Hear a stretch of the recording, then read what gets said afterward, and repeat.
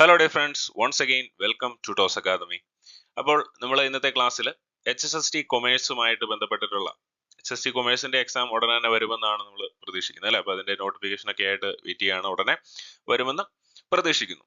Okay, അപ്പം ഇതിന്റെ ഭാഗമായിട്ട് പ്രീവിയസ് ഇയേഴ്സിൽ കഴിഞ്ഞ വർഷങ്ങളിൽ നടന്ന HST എക്സാമുകളുമായിട്ട് ബന്ധപ്പെട്ട് ചോദിച്ചിട്ടുള്ള ജനറൽ പേപ്പർ സെക്ഷനിൽ നിന്ന്, അതായത് കോൺസ്റ്റിറ്റ്യൂഷൻ, സോഷ്യൽ വെൽഫെയർ സ്കീംസ്, അതുപോലെ റെനൈസൻസ്, കറണ്ട് അഫയേഴ്സ്, ഈ ടോപ്പിക്കുകളിൽ നിന്നും നമുക്ക് ചോദിച്ചിട്ടുള്ള ചോദ്യങ്ങളുടെ ഒരു ഡിസ്കഷൻ സെക്ഷൻ ആണ് നമ്മൾ ഇവിടെ ഉദ്ദേശിക്കുന്നത്.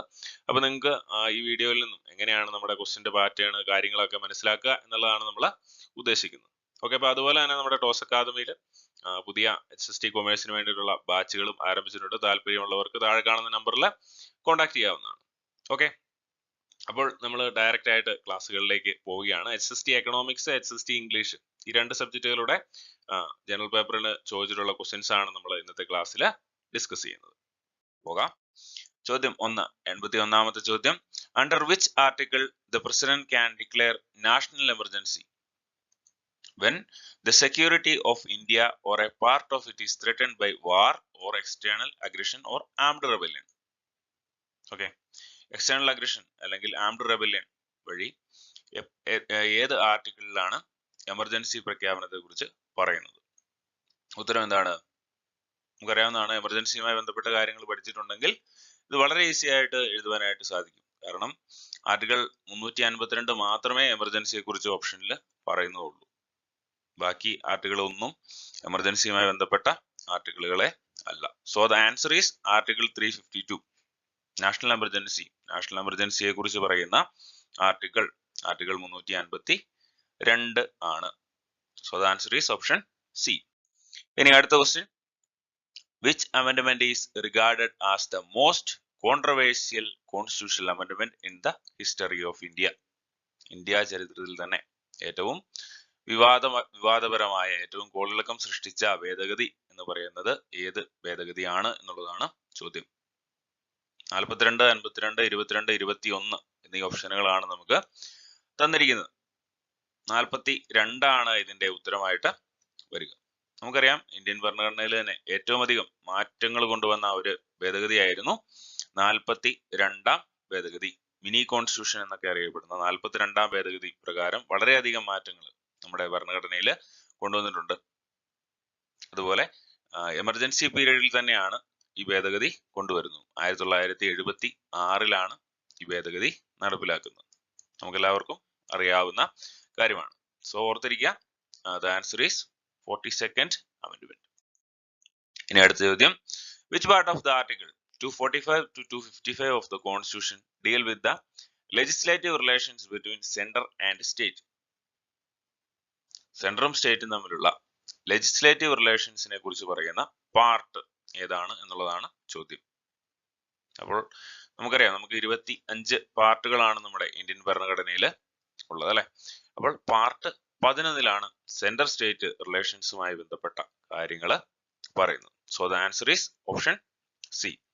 അപ്പോൾ നമ്മൾ ആർട്ടിക്കിളുടെ ഘടനയുമായി ബന്ധപ്പെട്ട ഇത്ര ആർട്ടിക്കിൾ മുതൽ ഇത്ര ആർട്ടിക്കിൾ വരെ ഏത് പാർട്ടിലാണ് ഉൾപ്പെടുന്നത് എന്നുമായി ബന്ധപ്പെട്ടൊരു ടേബിൾ ഉണ്ടാക്കിയെടുക്കുകയാണെങ്കിൽ നമുക്ക് വളരെ എളുപ്പത്തിൽ ഇത്തരം ചോദ്യങ്ങൾക്ക് ഉത്തരം എഴുതാനായിട്ട് സാധിക്കും. അപ്പോൾ അങ്ങനെ ഒരു ടേബിൾ ഉണ്ടാക്കിയിട്ട് ഇടയ്ക്കിടയ്ക്ക് ഇങ്ങനെ നോക്കിക്കൊണ്ടിരുന്നു കഴിഞ്ഞാൽ നമുക്കത് കൃത്യമായിട്ട് മനസ്സിലാക്കി പഠിക്കുവാനും സാധിക്കുന്നതായിരിക്കും. സോ ഇത്തരം കാര്യങ്ങൾക്ക് ഒരു ബോക്സ് അല്ലെങ്കിൽ ടേബിൾ ഒക്കെ ഉണ്ടാക്കി പഠിക്കുന്നത് വളരെ നല്ല ഒരു ഐഡിയ ആയിരിക്കും.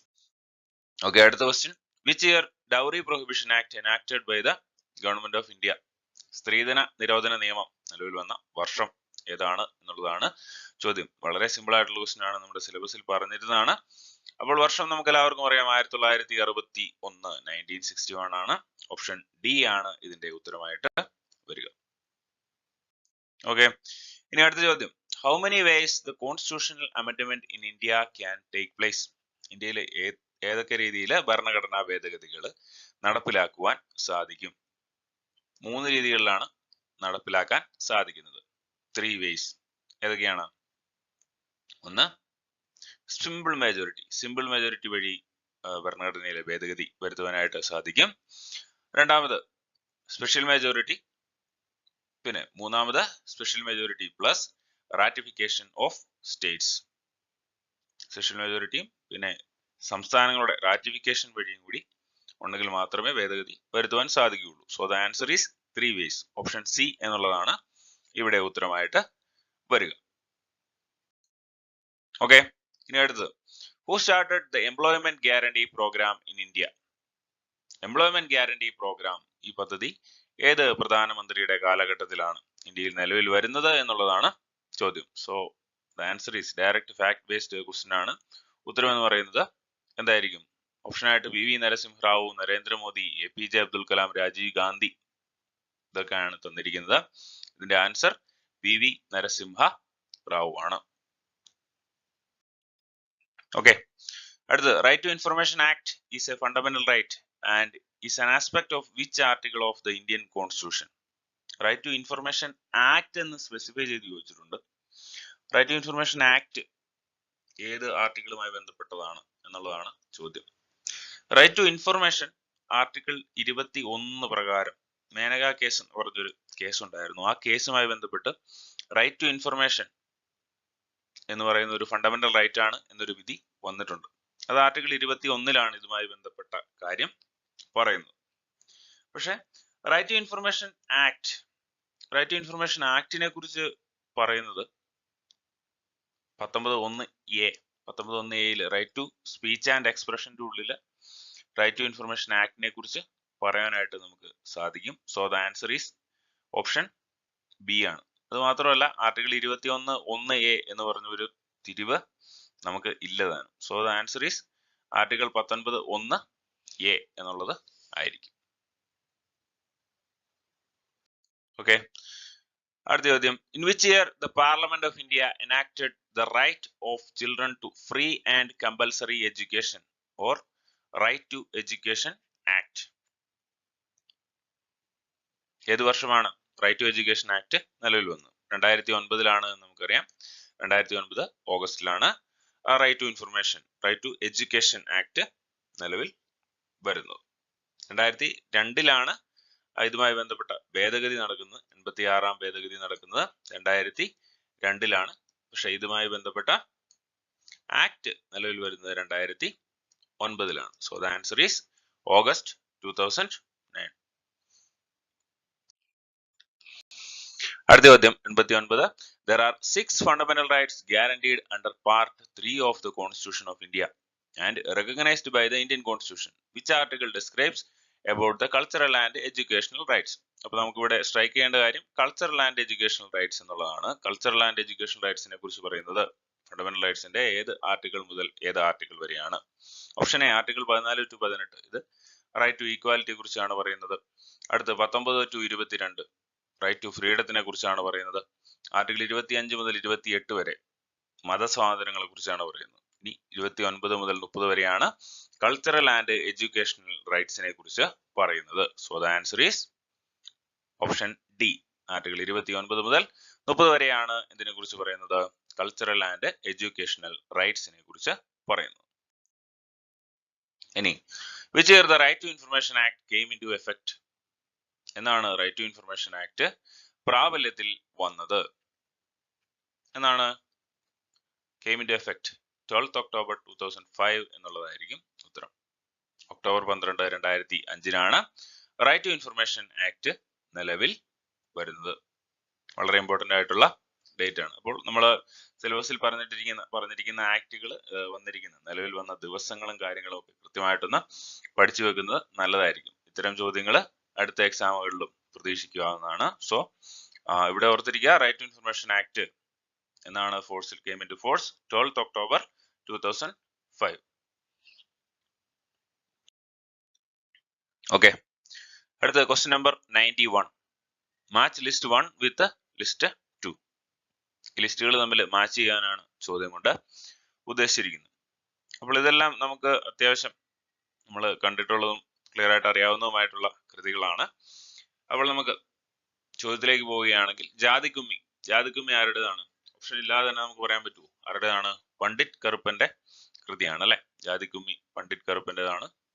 ഇനി ആനന്ദക്കുമ്മിയാണ് ഇവിടെ ഉദ്ദേശിച്ചിരിക്കുന്നത്. ആനന്ദക്കുമ്മി ആരുടെ കൃതിയാണ്? ബ്രഹ്മാനന്ദ ശിവയോഗിയുടെ കൃതിയാണ്. ഇനി Panchavati is related to CV Kunhiraman. ഇനി വിചാര വിപ്ലവം എന്ന് പറയുന്നത് കുറ്റിപ്പുഴ കൃഷ്ണപിള്ളയുടെ കൃതിയാണ്. സോ എന്തായിരിക്കും ഉത്തരം? ജാതിക്കുമ്മി. 1 എന്ന് പറയുന്നത് ബി, ഓപ്ഷൻ ബിയിൽ കറക്റ്റ് ആയിട്ട് വന്നിട്ടുണ്ട്. അതുപോലെ ആനന്ദകുമ്മി എ, ബ്രഹ്മാനന്ദ ശിവയോഗി, അതും ഇവിടെ കറക്റ്റ് ആയിട്ട് വന്നിട്ടുണ്ട്. അപ്പോൾ ഈ 2 അറിയാമെങ്കിൽ തന്നെ നമുക്ക് ഇതിന്റെ ഉത്തരം കൃത്യമായിട്ട് എഴുതുവാനായിട്ട് സാധിക്കും. കാരണം ബാക്കി ഓപ്ഷൻസ് അറിയില്ല എങ്കിൽ കൂടി നമുക്ക് ഇത് കൃത്യമായിട്ട് എഴുതുവാൻ സാധിക്കുന്നതാണ്. എങ്കിലും നമുക്ക് നോക്കാം. പഞ്ചവടി എന്ന് പറയുന്നത് CV കുഞ്ഞിരാമന്റെ കൃതിയാണ്. വിചാര വിപ്ലവം കുറ്റിപ്പുഴ കൃഷ്ണപിള്ളയുടെയും കൃതിയാണ്. So the answer is option B ആയിരിക്കും ഇവിടെ ഉത്തരമായിട്ട് വരിക. അപ്പോൾ ഈ കൃതികളൊക്കെ ആരുടെയാണ് എന്നുള്ള കാര്യം കൃത്യമായിട്ടൊന്ന് ഓർത്തിരിക്കുക. ഓക്കെ, അടുത്ത ചോദ്യം. The space telescope launched by NASA in December 2021.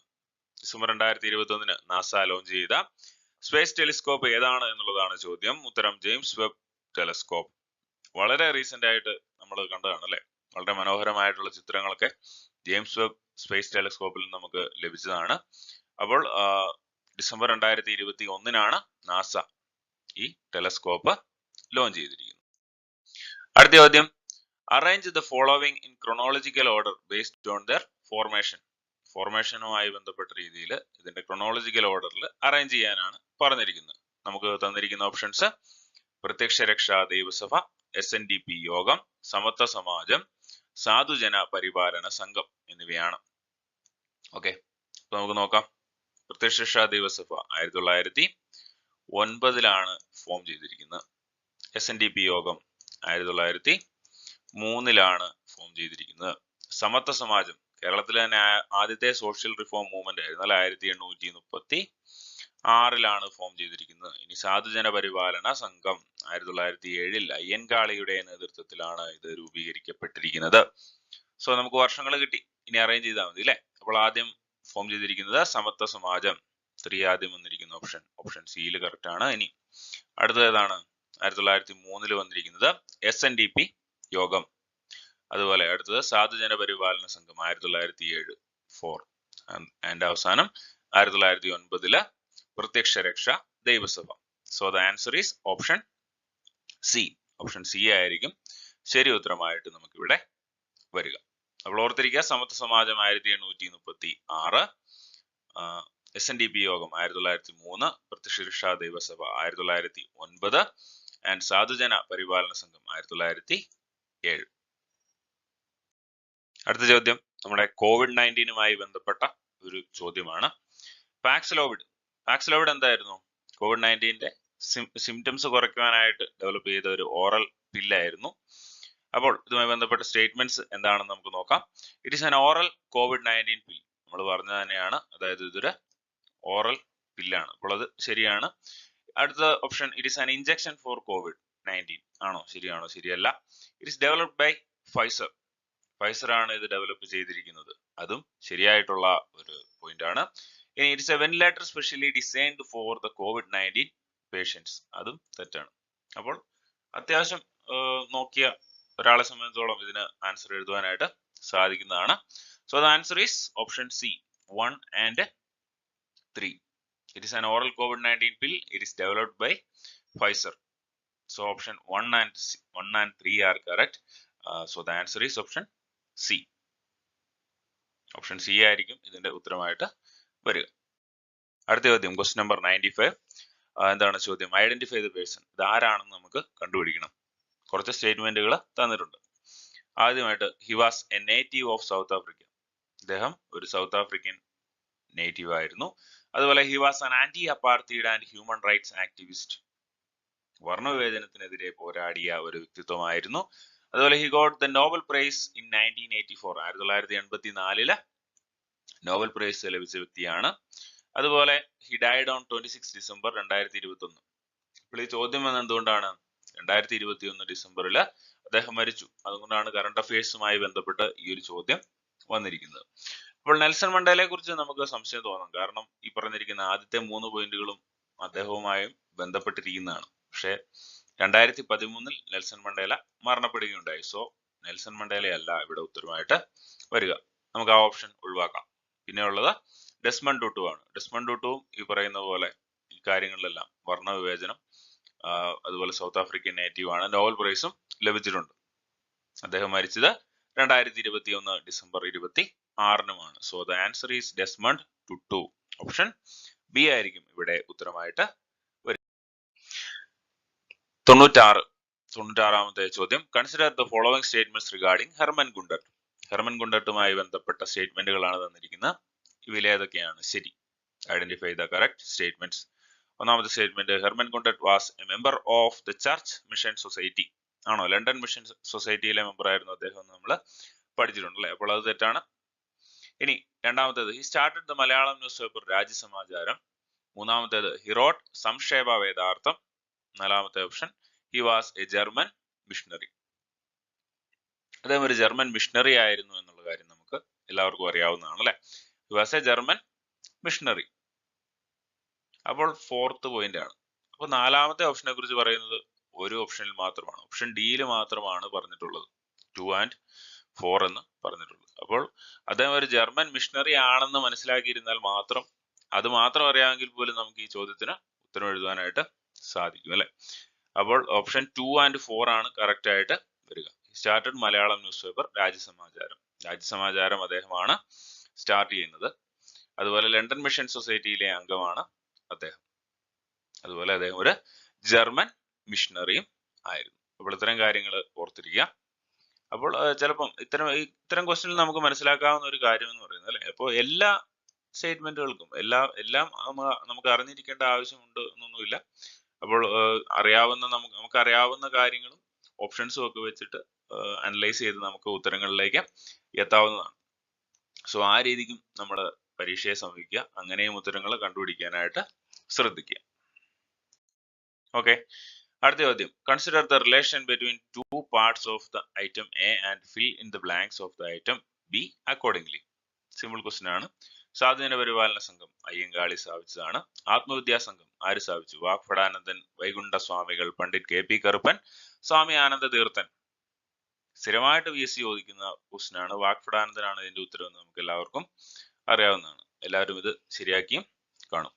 അപ്പോൾ നമുക്ക് ഇനിയും ഇപ്പോഴും നമ്മുടെ കഴിഞ്ഞ എക്സാമുകളിൽ നമുക്ക് മനസ്സിലാകുന്ന കാര്യം എന്ന് പറയുന്നത് പ്രീവിയസ് ക്വസ്റ്റ്യൻസ്, PSC-യുമായി ബന്ധപ്പെട്ട പ്രീവിയസ് ക്വസ്റ്റ്യൻസ് വർക്ക്ഔട്ട് ചെയ്യുന്നത് തന്നെയായിരിക്കും ജനറൽ പേപ്പറിൽ നിന്ന് മാർക്ക് സ്കോർ ചെയ്യാൻ ഏറ്റവും നല്ല മാർഗം. സോ പ്രീവിയസ് ക്വസ്റ്റ്യൻസ് പരമാവധി എടുത്ത് വർക്ക്ഔട്ട് ചെയ്യാനായിട്ട് എല്ലാവരും ശ്രദ്ധിക്കുക. ഓക്കെ, ഇവിടെ ഉത്തരമായിട്ട് വരുന്നത് ആത്മവിദ്യാ സംഘം, വാഗ്ഭടാനന്ദൻ. അടുത്ത ചോദ്യം, ഫേജ് തെറാപ്പി. ഫേജ് തെറാപ്പി എന്തുമായി ബന്ധപ്പെട്ടിരിക്കുന്നു? ഇതും കറണ്ട് അഫയേഴ്സുമായി ബന്ധപ്പെട്ട കാര്യമാണ്. Option A, use of bacteriophages to treat bacterial infections, an Ayurvedic treatment for viral infections, a combined treatment for both allopathy and Ayurveda, all of the above except A. ഏതായിരിക്കും ഉത്തരം? Option A ആണ് ഇതിന്റെ ഉത്തരമായിട്ട് വരിക. Use of bacteriophages to treat bacterial infections, phage therapy. അടുത്ത ചോദ്യം, question 99. Identify the person. കുറച്ച് statement തന്നിട്ടുണ്ട്. ഇതാരെ കുറിച്ചാണ് പറഞ്ഞിരിക്കുന്നത് നമുക്ക് മനസ്സിലാക്കണം. He started the Sadhujana Doodan magazine in 1919. രണ്ടാമത്തെ point, Cherama Boy was one of his books. And മൂന്നാമത്തെ point, he founded the Cheramar Sabha. 3 options ആണുള്ളത്. അപ്പോൾ ആരെ കുറിച്ചാണ് ഇതിൽ പറഞ്ഞിരിക്കുന്നത്? പാമ്പാടി ജോൺ ജോസഫിനെ കുറിച്ചാണ് പറഞ്ഞിരിക്കുന്നത്. So the answer is option B, Pampady John Joseph. Sadhujana Doothan അദ്ദേഹത്തിന്റെ മാഗസിൻ ആണ്. ചെരിമ ബോയ് അദ്ദേഹത്തിന്റെ ബുക്കാണ്. അതുപോലെ he was the founder of Cheramar Sabha. Okay, ഇനി അവസാനത്തെ question 100. Knock every door campaign is meant for to motivate people against drug abuses, to promote communal harmony, to enhance literacy rate, to boost COVID-19 vaccination. എന്തിനു വേണ്ടിയിട്ടുള്ളതായിരുന്നു? To boost COVID-19 vaccination. COVID-19 വാക്സിനേഷന്റെ ആവശ്യകതയെ കുറിച്ച് എല്ലാവരിലേക്കും അത് എത്തിക്കുക എന്നുള്ള ഉദ്ദേശത്തോടു കൂടിയാണ് നോക്ക് എവരി ഡോർ എന്ന് പറയുന്ന ക്യാമ്പയിൻ ആരംഭിച്ചത്. So the answer is option D, to boost COVID-19 vaccination. Okay, അപ്പൊ അടുത്തതായിട്ട് കറണ്ട് അഫയേഴ്സിൽ നിന്ന് വന്ന ചോദ്യമാണ്, knock every door campaign is mean for. അപ്പൊ നോക്ക് എവരി ഡോർ എന്ന് പറയുന്ന ക്യാമ്പയിൻ എന്തുമായിട്ട് ബന്ധപ്പെട്ടിരുന്നു എന്നുള്ളതായിരുന്നു ചോദ്യം. To motivate people against drug abuses, to promote communal harmony, to enhance literacy rate, to boost COVID-19 vaccination. Okay, അപ്പൊ ഇതിന്റെ ഉത്തരം എന്ന് പറയുന്നത് ടു ബൂസ്റ്റ് COVID-19 വാക്സിനേഷൻ എന്നുള്ളതായിരുന്നു. ഓപ്ഷൻ ഡി ആണ് നമുക്ക് ഇതിന്റെ ഉത്തരമായിട്ട് വരുന്നത്. ഓക്കെ, അപ്പൊ നമ്മുടെ HSST എക്കണോമിക്സിൽ നിന്ന് ഇത്രയും ക്വസ്റ്റ്യൻസ് ആണ് നമുക്ക് പ്രധാനമായിട്ടും വരുന്നത്. അടുത്ത നമ്മൾ HSST ഇംഗ്ലീഷുമായിട്ട് ബന്ധപ്പെട്ടിട്ടുള്ള ചോദ്യങ്ങളിലേക്കാണ് കടക്കാൻ പോകുന്നത്. Question number 1. എന്താണ് question number 1? The national food security act contains. NFSAയുമായി ബന്ധപ്പെട്ടതാണ് ക്വസ്റ്റ്യൻ. 2013 വന്ന നാഷണൽ ഫുഡ് സെക്യൂരിറ്റി ആക്ടിലെ എത്ര സെക്ഷൻസ്, എത്ര ചാപ്റ്റേഴ്സ് ഒക്കെയാണ് ഉൾപ്പെട്ടിരിക്കുന്നത് എന്നുള്ളതാണ് ചോദ്യം. എന്താണ് ഇവിടെ ഉത്തരം? 4 ഓപ്ഷൻസ് നമുക്ക് തന്നിട്ടുണ്ട്. ആൻസർ ആയിട്ട് വരുന്നത് ഓപ്ഷൻ ബി ആണ്. 4 ഷെഡ്യൂൾസ് ആൻഡ് 13 ചാപ്റ്റേഴ്സ് എന്നുള്ളതാണ് ശരിയായ ഉത്തരം. അതുപോലെ ഇതിനകത്ത് 45 സെഷൻസും ഉൾപ്പെടുന്നുണ്ട് എന്നുള്ള കാര്യവും ജസ്റ്റ് ഒന്ന് ഓർത്തിരിക്കുക. അപ്പോൾ NFSAയിൽ ഉൾപ്പെട്ടിരിക്കുന്നത് 4 ഷെഡ്യൂൾസും 13 ചാപ്റ്റേഴ്സും. അപ്പോൾ ഇതുമായി ബന്ധപ്പെട്ട് നമ്മൾ ഓർത്തിരിക്കേണ്ട ഒരു കാര്യം എന്ന് പറയുന്നത് ഇനിയുമുണ്ട് നമുക്ക് സിലബസിൽ പറഞ്ഞിട്ടുള്ള ആക്ടുകൾ ഉണ്ട് അല്ലെ. അതായത് ചിൽഡ്രൻസുമായി ബന്ധപ്പെട്ട, വുമൻസുമായി ബന്ധപ്പെട്ട ആക്ടുകൾ. For example prevention of domestic violence act, POCSO act. അപ്പോൾ ഈ ആക്ടുകളിലൊക്കെ എത്ര ചാപ്റ്റേഴ്സ് ആണ്, എത്ര ഷെഡ്യൂൾസ് ആണ് ഉള്ളത് എന്നുള്ള കാര്യം കൂടെ നമ്മളൊന്ന് കൃത്യമായിട്ട് പഠിച്ചു വെക്കണം. അപ്പോൾ ഇത്തരം ചോദ്യങ്ങൾ ചോദിക്കാൻ ചാൻസ് ഉണ്ട്. ഓക്കെ, അപ്പോൾ ആ കാര്യം ഒന്ന് നോട്ട് ചെയ്ത് വെക്കുക. ഇനി നമ്മൾ രണ്ടാമത്തെ ക്വസ്റ്റിലേക്ക് കിടക്കുകയാണ്. According to food security act 2013, food security means. എന്താണ് ഫുഡ് സെക്യൂരിറ്റി എന്നതുകൊണ്ട് അർത്ഥമാക്കുന്നത്? നാഷണൽ ഫുഡ് സെക്യൂരിറ്റി ആക്ട് 2013 പ്രകാരം ഫുഡ് സെക്യൂരിറ്റി എന്നതുകൊണ്ട് അർത്ഥമാക്കുന്നത് എന്താണ് എന്നുള്ളതാണ് ചോദ്യം. നമുക്കത് സിമ്പിൾ ആയിട്ട് ആൻസർ എഴുതാവുന്ന ഒരു ചോദ്യമാണ്. പ്രൊഡക്ഷൻ ഓഫ് ഫുഡ് ഗ്രെയിൻസ്, അത് മാത്രമാണോ? അല്ല. Increasing the land for cultivation, അല്ല. Providing money to entitled persons for meal, അതുമല്ല. അപ്പോൾ എന്താണ് ശരിക്കും ഉത്തരം? C, supply of the entitled quantity of food grains and meal. നമ്മുടെ പബ്ലിക് ഡിസ്ട്രിബ്യൂഷൻ സിസ്റ്റംസ് ഒക്കെ ഉപയോഗിച്ചാണ് ഇതിന്റെ ഫംഗ്ഷൻ കൃത്യമായിട്ട് നടത്തപ്പെടുന്നത്. റേഷൻ കടകള്, അത്തരം പബ്ലിക് ഡിസ്ട്രിബ്യൂഷൻ സിസ്റ്റംസ് വഴിയാണ് ഇതിന്റെ ആപ്ലിക്കേഷൻ കൃത്യമായിട്ട് നടക്കുന്നത് എന്നുള്ള കാര്യവും ഓർത്തിരിക്കുക. അപ്പോൾ ഉത്തരം ഓപ്ഷൻ സി. ഇനി among the following, which bill must be passed by each house of Indian Parliament separately by a special majority? Special majority വഴി ഇന്ത്യൻ പാർലമെന്റ് പാസ്സാക്കേണ്ട ബില്ലുകൾ ഏതൊക്കെയാണ്? ഈ പറഞ്ഞിരിക്കുന്ന ഓപ്ഷനിൽ ഏതാണ് എന്നുള്ളതാണ് ചോദ്യം. Okay, option A constitution amendment bill, option B money bill, option C finance bill, option D ordinary bill. Ordinary bill പാസ്സാക്കണമെങ്കിൽ സിമ്പിൾ മെജോറിറ്റി മതി, അത് നമുക്ക് ഒഴിവാക്കാം. മണി ബില്ല് ലോക്സഭ മാത്രം പാസ്സാക്കിയാൽ മതി അല്ലെ. ലോക്സഭയിൽ അവതരിപ്പിക്കുന്ന ഒരു ബില്ലാണ്. രാജ്യസഭ പാസ്സാക്കിയില്ല എങ്കിൽ കൂടി അത് നിലവിൽ വരും, വേറെ പ്രശ്നങ്ങളൊന്നും ഇല്ല. അപ്പോൾ ഇതിന്റെ ഉത്തരം എന്ന് പറയുന്നത് കോൺസ്റ്റിറ്റ്യൂഷൻ അമെന്റ്മെന്റ് ബില്ലാണ്. അപ്പോൾ ഓർത്തിരിക്കുക, കോൺസ്റ്റിറ്റ്യൂഷൻ അമെന്റ്മെന്റ് ബില്ല് പാസ്സാക്കണമെങ്കിൽ രാജ്യസഭയും ലോക്സഭയും സ്പെഷ്യൽ മെജോറിറ്റിയോടുകൂടി പാസ്സാക്കിയാൽ മാത്രമാണ് ആ ബില്ല് നിലവിൽ വരികയുള്ളൂ. അപ്പോൾ ഓർത്തിരിക്കുക, ആൻസർ ഏതാണ്? Option A. അടുത്ത question 4. Which article of the Indian Constitution empowered Indian Parliament to establish new states? പുതിയ സംസ്ഥാനങ്ങൾ രൂപീകരിക്കുന്നതുമായി ബന്ധപ്പെട്ട ആർട്ടിക്കിൾ. അതായത് നമ്മൾ ആർട്ടിക്കിൾ 3 പഠിച്ചിരുന്നു. ആർട്ടിക്കിൾ 3 ടോസ് അക്കാദമിയുടെ ക്ലാസ്സിൽ നമ്മൾ പറഞ്ഞിരുന്നു അല്ലെ. ആർട്ടിക്കിൾ 3 പറഞ്ഞിരുന്നു formation, changing of boundaries, changing of names, ഇത്തരം കാര്യങ്ങളെല്ലാം ആർട്ടിക്കിൾ 3 പരിധിയിൽ വരുന്ന കാര്യങ്ങളാണ്. അപ്പോൾ സംസ്ഥാനങ്ങളുടെ പേരിൽ മാറ്റം വരുത്തുക, അതിർത്തിയിൽ മാറ്റം വരുത്തുക, പുതിയ സംസ്ഥാനങ്ങൾ രൂപീകരിക്കുക, ഇത്തരം കാര്യങ്ങളൊക്കെ ആർട്ടിക്കിൾ 3 പരിധിയിൽ വരുന്നതാണ്. So the answer is option B, article 3. അടുത്തതായിട്ട് the term of A state food commission member. സംസ്ഥാന ഫുഡ് കമ്മീഷൻ മെമ്പറിന്റെ ടേം എന്ന് പറയുന്നത് എത്രയാണ് എന്നുള്ളതാണ് ചോദ്യം. ഓക്കെ, അപ്പോൾ 5 വർഷമാണ് സ്റ്റേറ്റ് ഫുഡ് കമ്മീഷൻ മെമ്പറുടെ ടേം ആയിട്ട് പറയുന്നത്. ഓപ്ഷൻ സി ആയിരിക്കും ഇതിന്റെ ഉത്തരമായിട്ട് വരിക. ഓക്കെ, അടുത്ത ചോദ്യം. The environment protection act of Indian parliament came in to force on. ഇത് സാധാരണ TSC ഇടയ്ക്കിടയ്ക്ക് എല്ലാം ചോദിക്കുന്ന ഒരു ചോദ്യമാണ്. സത്യം പറഞ്ഞാൽ ഇതിൽ ഡേറ്റ് പറഞ്ഞിട്ടുണ്ട് എന്നുണ്ടെങ്കിൽ കൂടി ഇതിൽ നമുക്ക് ആവശ്യമായിട്ട് വരുന്ന ഇയർ മാത്രമേ ഉള്ളൂ. ഏത് വർഷമാണ് എൻവയോൺമെന്റൽ പ്രൊട്ടക്ഷൻ ആക്ട് നിലവിൽ വന്നത്? 1986. ആ വർഷം അറിഞ്ഞാൽ തന്നെ നമുക്ക് ഈ ക്വസ്റ്റ്യൻ കൃത്യമായിട്ട് ആൻസർ ചെയ്യാനായിട്ട് സാധിക്കും. അപ്പോൾ എന്താണ്? 1986 നവംബർ 19 എൻവയോൺമെന്റ് പ്രൊട്ടക്ഷൻ ആക്ട് നിലവിൽ വരുന്നത്. അപ്പോൾ നമ്മൾ കൃത്യമായിട്ടും പഠിച്ചു വെക്കേണ്ട ഒരു കാര്യം അല്ലെ. ഇപ്പോൾ ഇതിൽ നമുക്ക് മനസ്സിലാകുന്ന കാര്യം എന്താണ്, എൻവയോൺമെന്റൽ പ്രൊട്ടക്ഷനുമായിട്ട് ബന്ധപ്പെട്ട ആക്ടുകളുടെ ഒക്കെ വർഷങ്ങൾ നമ്മൾ കൃത്യമായിട്ടൊന്ന് പഠിച്ചു വെക്കുക. അപ്പോൾ ഇതുമായിട്ട് ബന്ധപ്പെട്ട ചോദ്യങ്ങൾ ഉണ്ടാവാൻ ചാൻസ് ഉണ്ട്. ഇയേഴ്സ് അല്ലെ, എൻവയോൺമെന്റൽ പ്രൊട്ടക്ഷൻ ആക്ടുകളുമായി ബന്ധപ്പെട്ട ഇയേഴ്സ് കൃത്യമായിട്ട് മനസ്സിലാക്കി പഠിക്കുവാനായിട്ട് ശ്രമിക്കുക. ഓക്കെ, ഇനി question number 7. Who was the longest serving prime minister of India? ഇന്ത്യയുടെ ലോങ്സ്റ്റ് സെർവിംഗ് പ്രൈം മിനിസ്റ്റർ ആരായിരുന്നു? വളരെ സിമ്പിൾ ആയിട്ടുള്ള ചോദ്യമായിരുന്നു.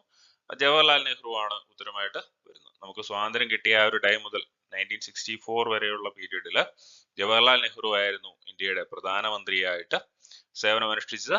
സോ ജവഹർലാൽ നെഹ്റു ആണ് the longest serving prime minister of India. So ഇന്ദിരാഗാന്ധിയെ കുറിച്ച് പറയുകയാണെങ്കിൽ രാജ്യസഭയിൽ നിന്നും തിരഞ്ഞെടുക്കപ്പെട്ട ആദ്യത്തെ പ്രധാനമന്ത്രിയാണ്, അതുപോലെ ആദ്യത്തെ വനിതാ പ്രധാനമന്ത്രിയാണ്. അപ്പോൾ അത്തരം കാര്യങ്ങളൊക്കെ ഇന്ദിരാഗാന്ധിയുമായി ബന്ധപ്പെട്ട് ഓർത്തിരിക്കാം. മൻമോഹൻ സിംഗിനെ കുറിച്ച് പറയുകയാണെങ്കിൽ അദ്ദേഹവും രാജ്യസഭയിൽ നിന്ന് തന്നെ തിരഞ്ഞെടുക്കപ്പെട്ട ഒരു പ്രധാന മന്ത്രിയായിരുന്നു.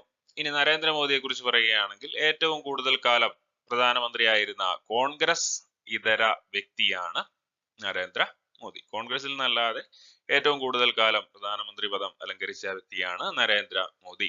അതുപോലെ ഇന്ത്യയിലെ ആദ്യത്തെ കോൺഗ്രസ് ഇതര പ്രധാനമന്ത്രി ആരായിരുന്നു? മൊറാർജി ദേശായി ആയിരുന്നു അല്ലെ. അപ്പോൾ ആ കാര്യവും ഓർത്തിരിക്കുക. അപ്പോൾ ഇതുമായി ബന്ധപ്പെട്ട ഇങ്ങനെ ഒരു ചോദ്യം വന്നതുകൊണ്ട് നമ്മൾ ഇതുമായി ബന്ധപ്പെട്ട പ്രധാനമന്ത്രിമാരുടെ ആ ഒരു വർഷം, ആ ഒരു ലിസ്റ്റും ജസ്റ്റ് ഒന്ന് നോക്കി വെക്കുന്നത് നല്ലതായിരിക്കും. അപ്പോൾ അതുമായിട്ട് ബന്ധപ്പെട്ട ചോദ്യങ്ങൾ നമുക്ക് ആൻസർ ചെയ്യാൻ സാധിക്കും. ഓക്കെ, ഇനി question number 8. Which is the largest parliamentary committee? Parliament കമ്മിറ്റികളുമായി ബന്ധപ്പെട്ട കാര്യങ്ങളും നമ്മളെ ക്ലാസ്സുകളിൽ പറഞ്ഞിരുന്നു അല്ലെ. അപ്പോൾ option A the committee on public accounts, option B the committee on estimates, option C the committee on public undertaking, option D the committee on petitions. ഏതാണ് ഉത്തരം? The committee on estimates. പാർലമെന്റിന്റെ ഏറ്റവും വലിയ കമ്മിറ്റി എന്ന് പറയുന്നത് estimate കമ്മിറ്റിയാണ്. 30 അംഗങ്ങളാണ് estimate കമ്മിറ്റിയിലുള്ളത്. 30 പേരും ലോക്സഭ മെമ്പേഴ്സ് തന്നെയാണ്.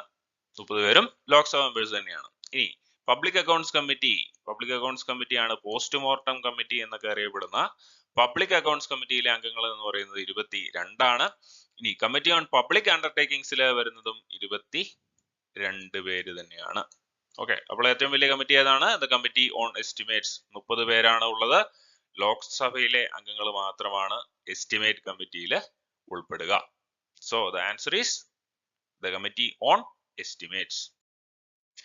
ഓക്കെ, അടുത്തത് question number 9. The power of increasing number of judges in the supreme court of India is vested in. എവിടെയാണ്, ആർക്കാണ് ഇതിനുള്ള അധികാരം ഉള്ളത്? The parliament of India, the president of India, the chief justice of India, the prime minister of India എന്നിവയാണ് options ആയിട്ട് വരുന്നത്. ഉത്തരം the parliament of India എന്നുള്ളതാണ്. അതായത് ജഡ്ജിമാരുടെ എണ്ണം, സുപ്രീം കോടതിയിലെ ജഡ്ജിമാരുടെ എണ്ണത്തില് കൂട്ടൽ വരുത്താനും കുറയ്ക്കൽ വരുത്താനും ഒക്കെ അധികാരമുള്ളത് പാർലമെന്റിന് ആയിരിക്കും. ഉള്ള കാര്യം കൃത്യമായിട്ട് ഓർത്തിരിക്കാം. ഇനി which articles of Indian constitution deal with right to equality? സമത്വത്തിനുള്ള അവകാശത്തെ കുറിച്ച് പറയുന്ന ആർട്ടിക്കിൾ ഏതൊക്കെയാണ്? ആർട്ടിക്കിൾസ് എന്ന് ചോദിച്ചിട്ടുണ്ട് അല്ലെ. അപ്പോൾ ഇതിൽ നിന്ന് തന്നെ നമുക്ക് മനസ്സിലാക്കാം അല്ലെ, ഒരു ആർട്ടിക്കിൾ തന്നെയാണ് നമ്മൾ ചിന്തിക്കേണ്ട ആവശ്യം ഇല്ല.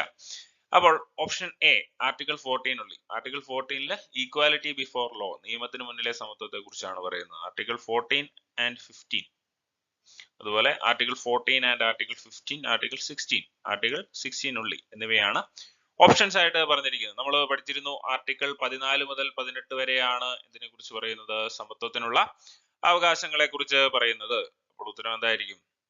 14, 15, 16 ഈ മൂന്നും സമത്വത്തിനുള്ള അവകാശങ്ങളായിട്ട് തന്നെ നമുക്ക് പറയാവുന്നതാണ്. സോ ഇതിന്റെ ഉത്തരം എന്ന് പറയുന്നത് ഓപ്ഷൻ സി ആയിരിക്കും. ആർട്ടിക്കിൾ 14, 15 and 16 ഇതെല്ലാം റൈറ്റ് ടു ഈക്വാലിറ്റിയുടെ പരിധിയിൽ വരുന്ന കാര്യങ്ങളാണ്.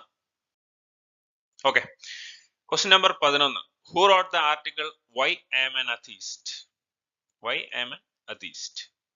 ആരുടെ ആർട്ടിക്കിൾ ആണ് എന്നുള്ളതാണ് ചോദ്യം. Option A Chandrashekhar Azad, option B Bhagat Singh, option C Subhash Chandrabose, option D Surya Sen. അപ്പോൾ എന്തായിരിക്കും ഇതിന്റെ ഉത്തരം? ഓപ്ഷൻ ബി ഭഗത് സിംഗ് ആണ് ഉത്തരം. ഭഗത് സിംഗ് ആണ് വൈ എം ആൻ അഥീസ്റ്റ് എന്ന ആർട്ടിക്കിൾ ബുക്ക് എഴുതിയിരിക്കുന്നത്. ഇത് PSC പലപ്പോഴും PSCയുടെ നോർമൽ എക്സാമുകൾക്ക് ചോദിച്ചിട്ടുള്ള ക്വസ്റ്റ്യൻ ആണ്. അങ്ങനെ പഴയ ക്വസ്റ്റ്യൻസ് ഒക്കെ ചെയ്ത് നോക്കിയിട്ടുള്ളവർക്ക് ചിലപ്പോൾ ഉത്തരം എഴുതാനായിട്ട് സാധിക്കുന്ന ഒരു ക്വസ്റ്റ്യൻ കൂടി ആണ്. അപ്പോൾ നമ്മുടെ സിലബസിൽ കൃത്യമായിട്ട് പറഞ്ഞിട്ടുള്ള ഒരു ടോപ്പിക് അല്ല, പക്ഷെ നമുക്ക് ജനറൽ നോളജ് എന്ന് പറഞ്ഞ ഒരു ടോപ്പിക് പറഞ്ഞിട്ടുണ്ട്. അപ്പോൾ അതിൽ നിന്ന് വന്ന ഒരു ക്വസ്റ്റ്യൻ ആയിട്ട് നമുക്ക് ഇതിനെ കണക്കാക്കാവുന്നതാണ്. ഓക്കെ, അപ്പോൾ അതിന്റെ ഉത്തരം ഭഗത് സിംഗ് ആയിരിക്കും. വൈ എം ആൻ അഥീസ്റ്റ് എന്ന ആർട്ടിക്കിൾ എഴുതിയിരിക്കുന്നത് ഭഗത് സിംഗ് ആണ്. ഓക്കെ, ഇനി question number 12. Consider the following statements about Pandit Karuppan. Pandit കറുപ്പനെ കുറിച്ചുള്ള 3 സ്റ്റേറ്റ്മെന്റുകളാണ് തന്നിരിക്കുന്നത്. ഇതിൽ കറക്റ്റ് ആയിട്ടുള്ളത് എന്താണ് എന്നുള്ളതാണ് ചോദ്യം. അപ്പോൾ ഇങ്ങനത്തെ ക്വസ്റ്റ്യൻസ് വന്നു കഴിയുമ്പോൾ നമ്മൾ നോട്ട് ചെയ്യേണ്ട കാര്യം ഇവിടെ അല്ലേ, ആദ്യം നമ്മൾ കറക്റ്റ് ആണോ നോട്ട് കറക്റ്റ് ആണോ ചോദിച്ചിരിക്കുന്നത് എന്നുള്ള കാര്യം ആദ്യമേ നോട്ട് ചെയ്യുക. അത് കഴിഞ്ഞിട്ട് ഓപ്ഷനുകളിലേക്ക് പോവാം. ഓക്കെ, സോ ഒന്നാമത്തെ statement member of Cochin legislative council, ശരിയാണ്. രണ്ടാമത്തെ statement work as the assistant protector of depressed classes, ഇതും ശരിയാണ്. അതുപോലെ work as superintendent of vernacular education in Cochin, vernacular എഡ്യൂക്കേഷന്റെ സൂപ്രണ്ടായിട്ട് കൊച്ചിയിൽ വർക്ക് ചെയ്തിട്ടുണ്ട്. അപ്പോൾ ഈ 3 സ്റ്റേറ്റ്മെന്റുകളും ശരിയാണ്. So the answer is option D. Option D ആയിരിക്കും ഉത്തരമായിട്ട് വരിക. ഓക്കെ, ഇനി ക്വസ്റ്റ്യൻ നമ്പർ 13, 13ാമത്തെ ചോദ്യത്തിലേക്കാണ് നമ്മൾ കിടക്കാൻ പോകുന്നത്. Sahodaran Ayyappan started a newspaper called Velakkaran. Velakkaran എന്ന ന്യൂസ് പേപ്പർ സ്ഥാപിച്ചത് സഹോദരൻ അയ്യപ്പനാണെന്ന് ക്വസ്റ്റ്യനിൽ തന്നെ പറഞ്ഞിട്ടുണ്ട്. അത് എവിടെ നിന്നാണ് സ്ഥാപിച്ചത്, എവിടെ നിന്നാണ് സ്റ്റാർട്ട് ചെയ്തത് എന്നുള്ളതാണ് ചോദ്യം. ആലപ്പുഴയിൽ നിന്നുമാണ് സഹോദരൻ അയ്യപ്പൻ വേലക്കാരൻ എന്ന ന്യൂസ് പേപ്പർ സ്ഥാപിച്ചിരിക്കുന്നത്. ഉള്ള കാര്യം കൃത്യമായിട്ട് ഓർത്തിരിക്കുക. ഇനി യജമാനൻ എന്ന ന്യൂസ് പേപ്പർ സ്ഥാപിച്ചാരായിരുന്നു? വാഗ്ഭടാനന്ദൻ ആയിരുന്നു. അപ്പോൾ ഈ കാര്യങ്ങൾ രണ്ടും ഒരുമിച്ച് തന്നെ ഓർത്തിരിക്കുക. സഹോദരൻ അയ്യപ്പനാണ് വേലക്കാരൻ സ്ഥാപിച്ചതെങ്കിൽ വാഗ്ഭടാനന്ദനാണ് യജമാനൻ എന്ന ന്യൂസ് പേപ്പർ സ്ഥാപിച്ചിരിക്കുന്നത്. ഓക്കെ, ഇനി consider the following purse. 2 purse നോക്കുക. ഇതിലെ ന്യൂസ് പേപ്പർ, ഫൗണ്ടർ എന്നിവയാണ് പറഞ്ഞിരിക്കുന്നത്. അപ്പോൾ ആദ്യമായിട്ട് ഇത് പിന്നെ നമ്മൾ നോക്കേണ്ടത് കറക്റ്റ് ആണോ ഇൻകറക്റ്റ് ആണോ ചോദിച്ചിരിക്കുന്നത് എന്ന് നോക്കുക. കറക്റ്റ് ആണ് ചോദിച്ചിരിക്കുന്നത്. അപ്പോൾ മിതവാദി, മിതവാദി എന്നത് ആരുടെ ന്യൂസ് പേപ്പറാണ്? മൂർക്കോത്ത് കുമാരന്റെയാണ്. മിതവാദി സി കൃഷ്ണൻ എന്ന് നമ്മൾ പഠിക്കുന്നുണ്ടെങ്കിലും ആദ്യമേ ഈ പത്രം ആരംഭിച്ചത് മൂർക്കോത്ത് കുമാരൻ തന്നെയായിരുന്നു. പിന്നീടാണ് സി കൃഷ്ണൻ ഇത് ഏറ്റെടുക്കുന്നത്.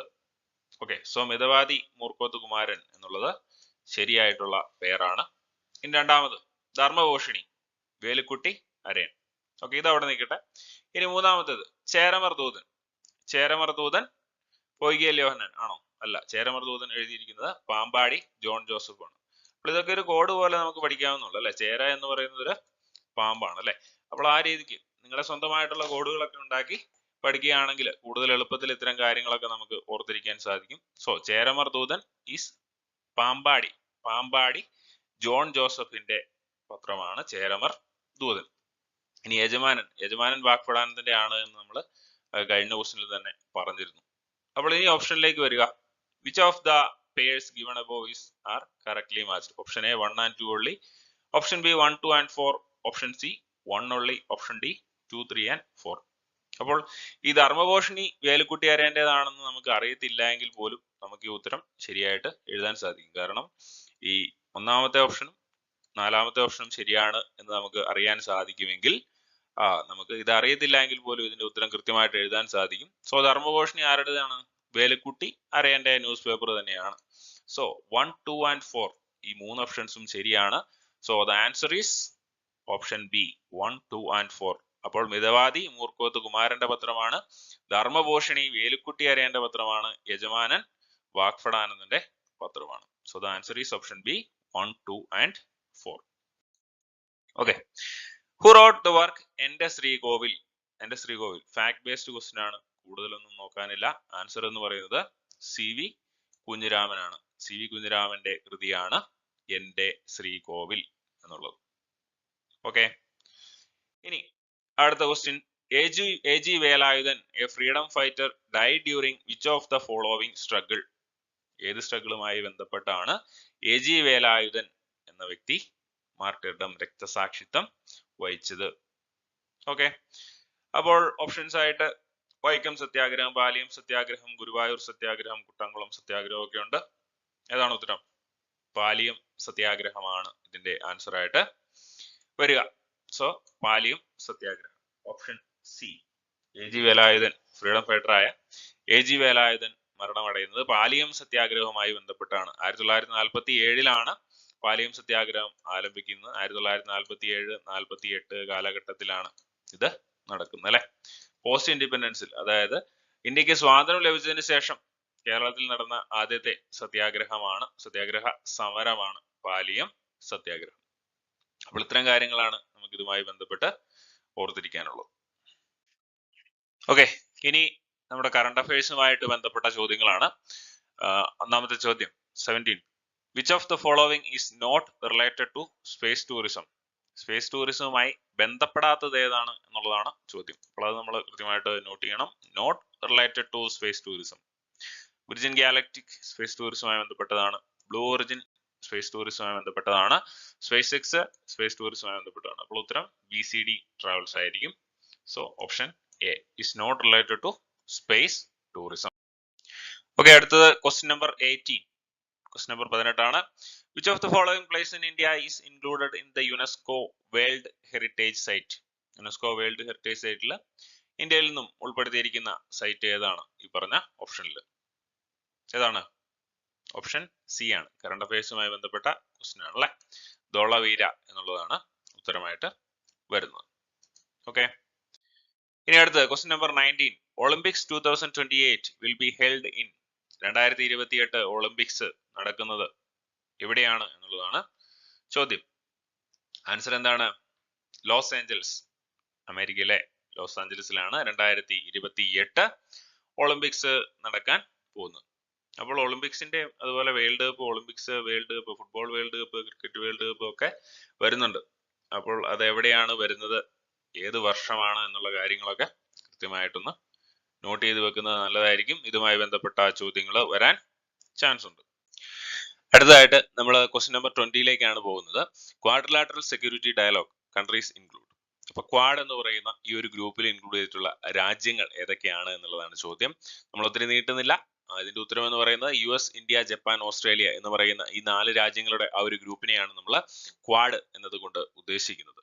ഓക്കെ, അപ്പം ഇത്രയും ചോദ്യങ്ങളാണ് നമുക്ക് HST എക്കണോമിക്സ്, HST ഇംഗ്ലീഷ്, കഴിഞ്ഞ വർഷങ്ങളിൽ നടന്ന HST ഇംഗ്ലീഷ്, എക്കണോമിക്സ് ഈ 2 സബ്ജക്റ്റിൽ നിന്നും വന്ന ക്വസ്റ്റ്യൻസിന്റെ ആ ഒരു ഡിസ്കഷൻ ആണ് നമ്മളിവിടെ കണ്ടക്ട് ചെയ്തത്. അപ്പം നിങ്ങൾക്ക് ഇത് യൂസ്ഫുൾ ആയെന്ന് വിചാരിക്കുന്നു. ഈ രീതിയിലാണ് നമ്മുടെ ഒരു എക്സാമിന്റെ പാറ്റേൺ ഒക്കെ വന്നിരിക്കുന്നത്. ഒരു 8 മാർക്കോളം കോൺസ്റ്റിറ്റ്യൂഷൻ, പിന്നീട് ഒരു 4 മാർക്കിന്റെ സോഷ്യൽ വെൽഫെയർ, പിന്നെ ഒരു 4 മാർക്കിന്റെ റെനൈസൻസ്, പിന്നെ ബാക്കി കറണ്ട് അഫയേഴ്സ്. ഈ ഒരു രീതിക്കാണ് നമ്മുടെ ക്വസ്റ്റ്യൻ പാറ്റേൺ പോയിരിക്കുന്നത്. വലിയൊരു അത്രയ്ക്ക് ടഫ്നെസ് ഉള്ള ഒരു ക്വസ്റ്റ്യൻസ് ആണെന്ന് നമുക്ക് പറയാൻ പറ്റില്ല. നല്ല രീതിക്ക് പഠിച്ചു കഴിഞ്ഞാൽ നമുക്ക് സ്കോർ ചെയ്യാൻ പറ്റുന്ന ഒരു ഏരിയ തന്നെയാണ്. അപ്പൊ HST കൊമേഴ്സിന് വേണ്ടിയിട്ട്, HST കൊമേഴ്സിന്റെ എക്സാമിന് വേണ്ടി നമ്മൾ പ്രിപ്പയർ ചെയ്യുമ്പോൾ ഈ രീതിക്ക് ഈ ഒരു പാറ്റേണിൽ എക്സാമിന് വേണ്ടി പ്രിപ്പയർ ചെയ്യാനായിട്ട് ശ്രമിക്കാം. അപ്പൊ ഇച്ചിരി ടഫായി കഴിഞ്ഞാൽ നമുക്ക് ആൻസറിലേക്ക് എത്താൻ പാകത്തിന് നമ്മുടെ പഠനം നമുക്ക് മുന്നോട്ട് എത്തിക്കാവുന്നതാണ്. അപ്പൊ എല്ലാവർക്കും വിജയാശംസകൾ നേരുന്നു. Thank you.